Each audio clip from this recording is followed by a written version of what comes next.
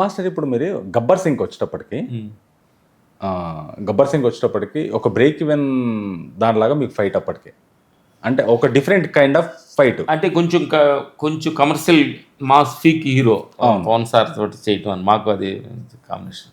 ఆ కాంబినేషన్లో చేసినప్పుడు మీరు ఎలాంటి జాగ్రత్తలు తీసుకున్నారు, ఎలాంటి స్టోరీ మీద ఇన్వాల్వ్ అయ్యారా, లేకుంటే ఓన్లీ ప్రొకాషన్స్ పైన అంటే మన జాగ్రత్తలు తీసుకోవడం దానిపైనే ఉన్నారా, లేకుంటే స్టోరీ మీద ఇన్వాల్వ్ అయ్యి సబ్జెక్టులో తోటి వెళ్ళారా? సబ్జెక్ట్ ఎందుకంటే హరీష్ శంకర్ మాకు ఫస్ట్ నుంచి ఆయన సినిమా తెలుసు, ఆయన సినిమా అసిస్టెంట్ డైరెక్టర్ కానీ తెలుసు. ఆయన సినిమా ఫస్ట్ సినిమా కూడా మేమే చేసాం అనమాట.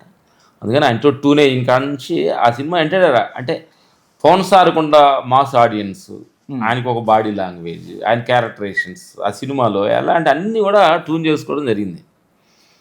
ఇంటర్వ్యూలు, ఫైట్ అలా చిన్నగా లైట్గా టీ తాగుతూ కూర్చుంటుంటాడు.